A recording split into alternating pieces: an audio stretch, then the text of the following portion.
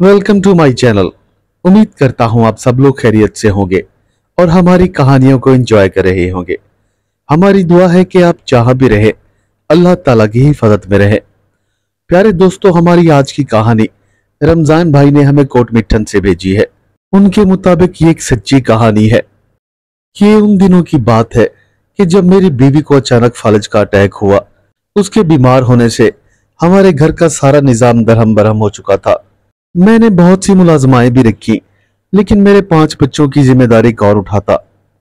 घर का काम इतना था कि वो चंद ही दिन में भाग गईं।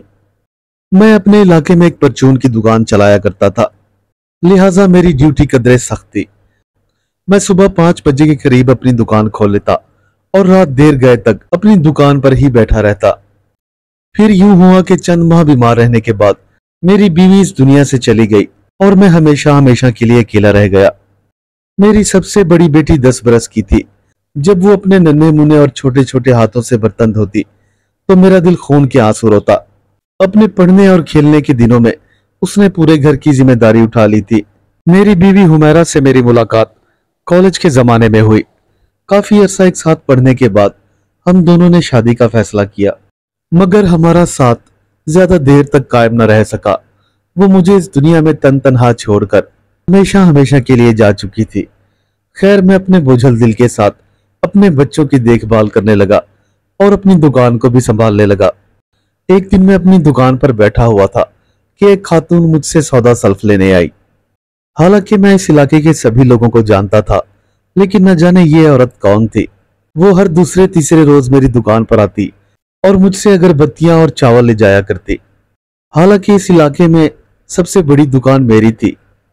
आखिर एक रोज मैंने उससे पूछ ही लिया, मोहतरमा, आप इस इलाके में नई लगती हैं और अक्सर औकात अपना सौदा सल्फ लेने खुद ही आती हैं।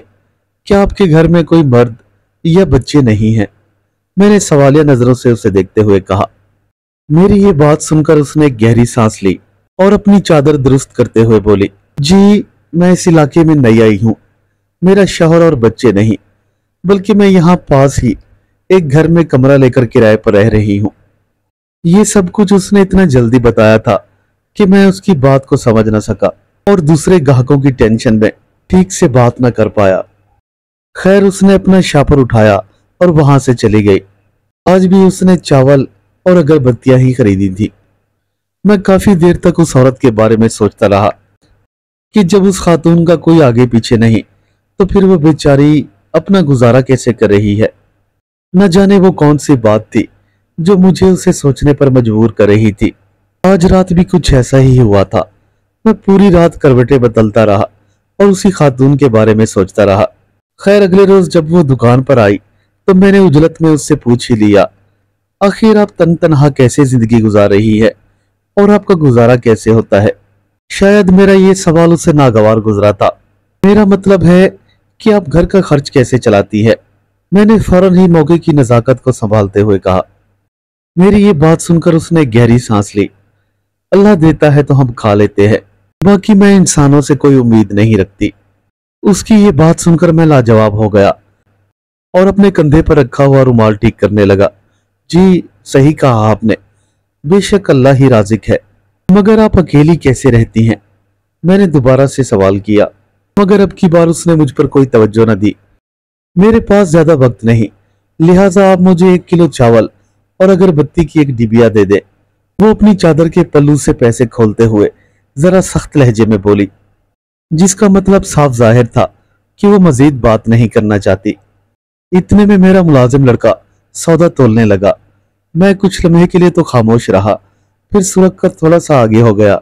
बीबी, अगर आप बुरा ना माने तो मैं आपसे एक बात कहना चाहता हूँ। मेरी बीवी फौत हो चुकी है और घर में 5 बच्चे भी मौजूद हैं। मुझे समझ नहीं आता कि घर के हालात कैसे संभालूं। मैंने बहुत सी मुलाजमाएं भी रखी हैं, मगर वो मेरे घर को ठीक से संभाल नहीं पा रही। अगर आपको कोई एतराज ना हो तो आप मेरे घर रह सकती हैं। मैं आपको इस काम की सही तनख्वाह दूंगा। मैंने डरे डरे लहजे में उससे पूछा। मेरी ये बात सुनकर वो कुछ देर के लिए तो सोचती रही, लेकिन आखिरकार वो मान गई। शायद उसने मेरी बेबसी और लाचारी को समझ लिया था। कहां पर है आपका घर? उसने कनखियों से मेरी जानिब देखते हुए कहा। اور میں اسے اپنے گھر کا ایڈریس سمجھانے لگا۔ اس روز تو وہ چلی گئی، لیکن میں اس کے جواب کا انتظار کرتا رہا۔ اگلے روز جب صبح سویرے میں بازار سے ناشتہ لے کر آیا تو میرے گھر کے دروازے پر دستک ہوئی۔ میں نے جیسے ہی گھر کا دروازہ کھولا تو وہی خاتون میرے سامنے کھڑی مسکرا رہی تھی۔ پتہ نہیں کیوں اس کی مسکراہٹ آج مجھے کچھ عجیب لگ رہی تھی۔ میں زیادہ دیر تک اس کے چہرے کی طرف نہیں دیکھ پایا اور تیزی سے دروازے کے سامنے سے ہٹ گیا۔ میرے گھر کے اندر داخل ہوتے ہی وہ ایک حسرت بھری نظر سے پورے گھر کو دیکھنے لگی، جیسے یہ گھر اسی کا ہی ہو۔ خیر، میں نے اپنے تمام بچوں سے اس کا تعارف کرایا اور خود ناشتہ کر کے دکان پر چلا گیا۔ شام کو جب میں اپنے گھر واپس گیا تو یہ دیکھ کر حیران رہ گیا، اس خاتون نے تو میرے گھر کا نقشہ ہی بدل دیا تھا۔ صاف ستھرا مہکتا ہوا گھر، ایک مخصوص سی خوشبو گھر کے کونے کونے سے پھوٹ رہی تھی۔ میرے بچے بالکل صاف ستھرے اور نہائے دھوئے ہوئے بیٹھے تھے۔ میں فوراً ہی اس کی جانب دیکھ کر مسکرایا اور بازار سے لایا ہوا کھانے کا شاپر اس کے ہاتھ میں تھما دیا۔ وہ مسکراتی ہوئی بولی، میں نے کھانا بھی بنا لیا ہے، بس آپ منہ ہاتھ دھو کر کھانا کھا سکتے ہیں، اور ہاں یاد رکھیے گا آئندہ واپسی پر کھانا نہ لائیے گا۔ اتنا کہہ کر وہ کچن میں چلی گئی۔ وقت گزرتا گیا اور دیکھتے ہی دیکھتے اس عورت نے میرے پورے گھر کو اچھے سے سنبھال لیا۔ میں حیران بھی تھا اور خوش بھی، کیونکہ اس کی تمام عادتیں میری بیوی سے ملتی تھیں۔ ایک دن اپنے ملازم لڑکے کو تنخواہ دیتے ہوئے اچانک میرے ذہن میں خیال آیا کہ اتنے ماہ ہو گئے ہیں اور وہ خاتون مجھ سے نہ تو تنخواہ مانگ رہی ہے اور نہ ہی کوئی اور فرمائش۔ اس خیال کے آتے ہی اس عورت کی عزت میرے دل میں مزید بڑھ چکی تھی۔ میں نے گھر واپسی پر اس عورت کو بلایا اور اسے تنخواہ دینے کی کوشش کی، مگر اس نے لینے سے انکار کر دیا۔ وہ حسب معمول اپنے چہرے پر مسکراہٹ سجائے مجھ سے بولی، مجھے رہنے کو گھر مل گیا ہے اور کھانے پینے کے لیے بھی بہت ہے، تو بھلا اور کیا چاہیے، آپ یہ پیسے اپنے بچوں پر خرچ کریں۔ اتنا کہہ کر وہ عورت خاموش ہو گئی۔ میں تو پہلے ہی اس سے بہت متاثر تھا، اس کے اس جواب نے مجھے اس کا اور بھی گرویدہ بنا دیا۔ گھر ہو یا دکان، اب میں ہر وقت اس خاتون کے خیالوں میں کھویا رہتا۔ اسے دیکھ کر ہی مجھے میری بیوی کی یاد تازہ ہو جاتی۔ میرے لیے اتنی خوشی ہی کافی تھی کہ وہ میرے گھر اور بچوں کا خیال رکھ رہی تھی۔ ایک روز میں جیسے ہی دکان سے واپس گھر آیا تو میری بڑی بیٹی ہاتھ میں چائے کا ٹرے لے کر میرے پاس موجود کھڑی ہوئی۔ یہ لیجئے پاپا چائے، آج آپ بہت تھکے تھکے لگ رہے ہیں۔ وہ مجھے دیکھ کر مسکرائی اور میں اپنا خیال جھٹک کر اس کے سر پر شفقت سے ہاتھ پھیرنے لگا۔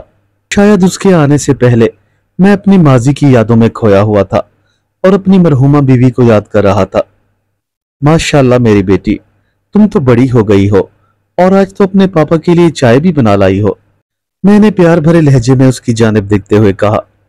مگر بیٹا، وہ تمہاری آنٹی کہاں ہے؟ مجھے فوراً ہی اس خاتون کا خیال آیا، لیکن مجھے اپنی بیٹی سے اس جواب کی توقع نہ تھی۔ پاپا جی، وہ ہماری آنٹی نہیں بلکہ ہماری مما ہے، میری بیٹی نے اچانک ہی منہ پھلاتے ہوئے کہا، اور میرے منہ سے ایک بے اختیار کہا نکل گیا۔ اس کی اس بات نے میرے اندر ایک عجیب سی خواہش کو جنم دے دیا تھا، جسے میں جتنا دباتا وہ اتنی ہی شدت سے ابھرتی۔ آخر تھک ہار کر ایک دن میں نے اس عورت کو کہہ ہی دیا، دیکھیے مجھے آپ سے ایک ضروری بات کرنی ہے۔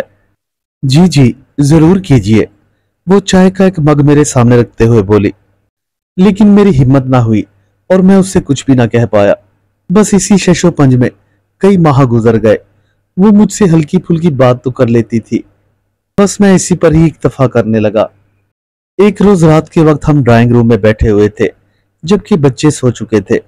میں چائے پی رہا تھا اور اب بھی اسی خاتون کے بارے میں سوچ رہا تھا جب وہ میرے کمرے میں داخل ہوئی۔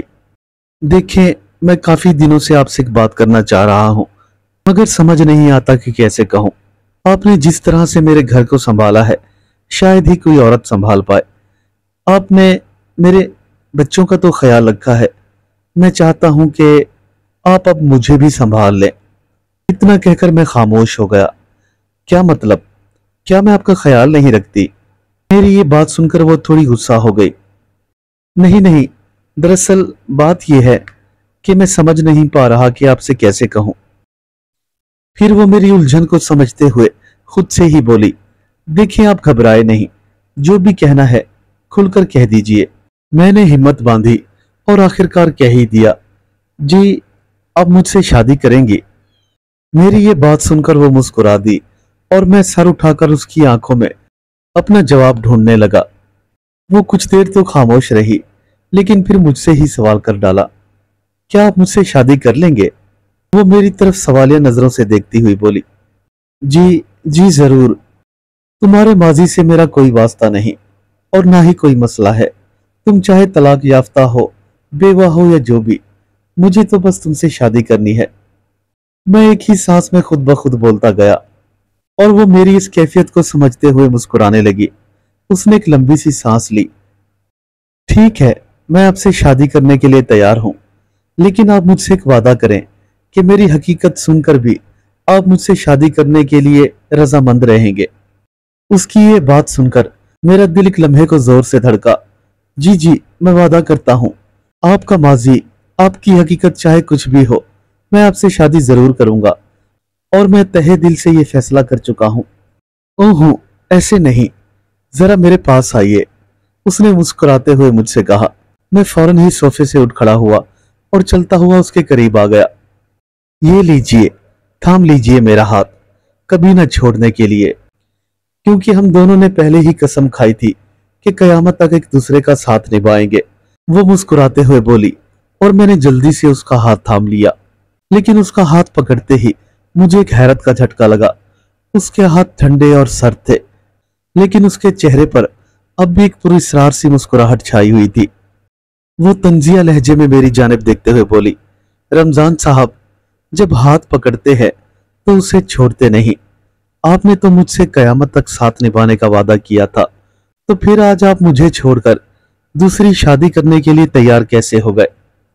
उसकी ये बात मेरी समझ से बालातर थी। न जाने वो मुझे कौन सी पहेलियां बुझा रही थी। त, त, तुम्हारे हाथ बहुत ठंडे हैं, मैंने अपनी पेशानी से पसीना पोंछते हुए कहा। मुझे समझ न आ रहा था कि उसके इस सवाल का क्या जवाब दूं। हाँ रमजान साहब, मुर्दों के हाथ हमेशा ठंडे ही होते हैं। मैंने फौरन ही घबराकर उसका हाथ छोड़ दिया और हैरत भरी नजरों से उसकी जानिब देखने लगा। मैं तेजी में वहां से मुड़ा और कमरे से बाहर निकल जाना चाहा, मगर वो एकदम से मेरे सामने आ गई और मैंने घबराकर उसकी जानिब पीठ कर दी। न जाने वो कौन थी, मुझे अब उससे खौफ महसूस होने लगा था। फिर अचानक ही कमरे में वही तेज और मखसूस सी खुशबू फैलने लगी। अगले लम्हे ही उसकी आवाज दोबारा मेरे कानों से टकराई, रमजान साहब, जरा इधर तो देखिए। ये आवाज सुनकर मैं जैसे ही पीछे की जानिब पलटा तो मेरे पैरों तले जमीन ही निकल गई। मेरे सामने मेरी मरहूम बीवी हुमैरा खड़ी हुई मुस्कुरा रही थी। मेरे कपकपाते हुए लब सिर्फ इतना ही बोल पाए, हुमैरा, तुम जिंदा हो? हुमैरा की रूह बिल्कुल मेरे सामने खड़ी हुई थी और मेरे आंसू थे कि रुकने का नाम ही ना ले रहे थे। वो मेरे करीब आई और मेरी आंखों से आंसू साफ करने लगी। याद रखना रमजान, तुम सिर्फ मेरे हो, सिर्फ मेरे, आज भी और कयामत तक भी। इतना कहकर हुमैरा की रूह वहां से धुआं हो गई और मैं फूट फूट कर रोने लगा। काश काश कि हमारा साथ इतना मुख्तसर ना होता। आज भी हुमैरा की रूह मुझसे मिलने आती है और हम घंटों बैठकर बातें करते हैं। उम्मीद करता हूं मेरे दोस्तों को आज की कहानी पसंद आई होगी। मिलते हैं कल एक नई कहानी के साथ, तब तक के लिए अल्लाह हाफिज।